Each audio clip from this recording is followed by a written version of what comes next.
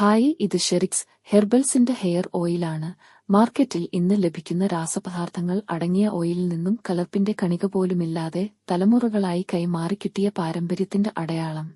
അനുഭവസ്ഥർ നെഞ്ചിലേറ്റിയ ഷെറിക്സ് ഇന്ന് ഒട്ടനവധി പേർക്ക് ആശ്വാസമാണ്.